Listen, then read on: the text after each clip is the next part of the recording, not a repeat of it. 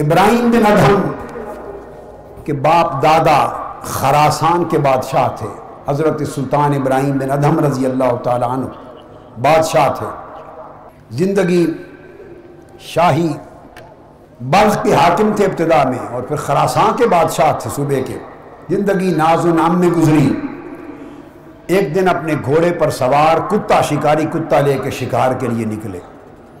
کوئی تعلق دین سے نہیں، رغبت نہیں، اللہ کی طاعت اور بندگی سے سروکار نہیں، عیش و آرام کی زندگی ہے جیسی بادشاہوں کی ہوا کرتی ہیں۔ قید نکلے شکار پر تو ہرن کا شکار کرنے لگے۔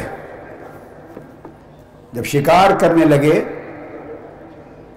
تو ہرن کے جب قریب پہنچے تو اس ہرن نے آواز دی، ایک ہرن نے آواز دی اور کہا کہ تعاقب کرتے ہوئے، اللہ رب العزت نے اس کو زبان دی، اور اس کو امام مقدسی نے بھی روایت کیا کتاب التوابین میں، اور تہذیب التہذیب میں امام عسقلانی نے روایت کیا، امام ابن حبان نے روایت کیا، اور حضور داتا گنج بخش علی حجویری نے کشف المحجوب میں بھی روایت کیا، دیگر کتب میں بھی۔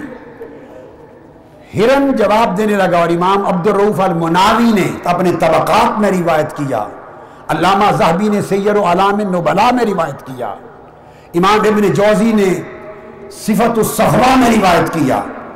ہرن نے آواز دی، آواز آئی کہ اے ابراہیم بن ادھم، تو اس کام کے لیے تو پیدا نہیں کیا گیا۔ دائیں بائیں مڑ کے دیکھا کہ کس کی آواز ہے، کچھ سمجھ نہیں آیا۔ پھر آگے بڑھے، پھر آواز آئی، ابراہیم بن ادھم تو اس کام کے لیے تو پیدا نہیں کیا گیا۔ دائیں بائیں دیکھا، پھر کوئی نظر نہیں آیا، پھر آگے بڑھے، پھر آواز آئی، اور ہرن نے کہا وَعَلَيْكَ بِالزَّادِ لِيَوْمِ الْمَعَادِ، ابراہیم بن ادھم یہ جو شکار کرتے پھرتے ہو، اس سامان کی نہیں، یوم معاد کے لیے اپنا زاد و سفر تیار کرو، آخرت کے دن کے لیے اپنا سامان تیار کرو۔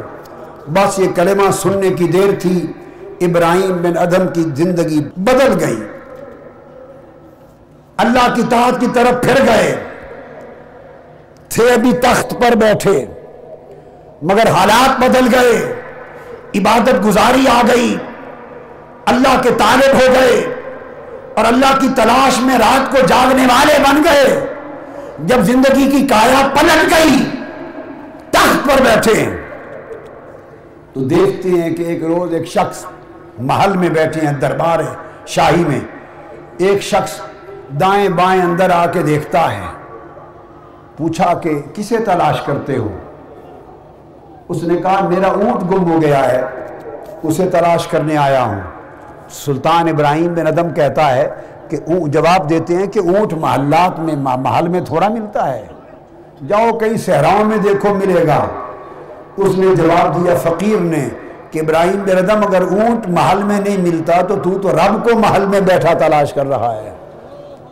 بس تخت کو چھوڑا، محل کو چھوڑا، ایک گدڑی پہن لی، فقیروں والا جبہ، گدڑی پہن لی، اور صحرا در صحرا پھر دنیا کے سفر کیے، مکہ معظمہ پہنچے، کعبۃ اللہ کی مجاورت کی، حضرت سفیان ثوری کی صحبت میں گئے، فضیل ابن عیاض کی صحبت میں رہے، فقیروں سے اللہ کی معرفت لی، اللہ کا عشق لیا، اور پھر دیوانہ وار صحرا در صحرا گھومتے گھومتے بالآخر ٹھکانہ شام میں سمندر کے کنارے جا کے کیا۔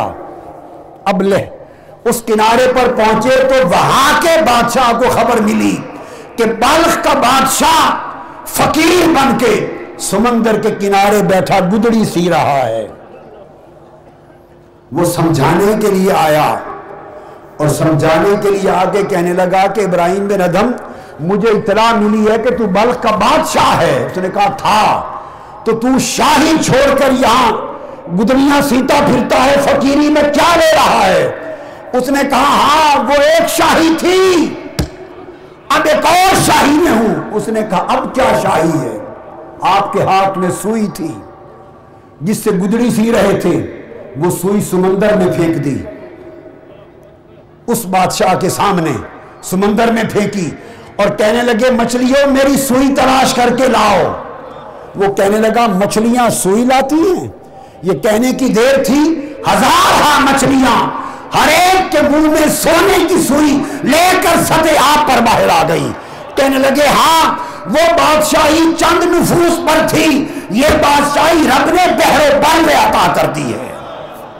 ایک توبہ کے نتیجے میں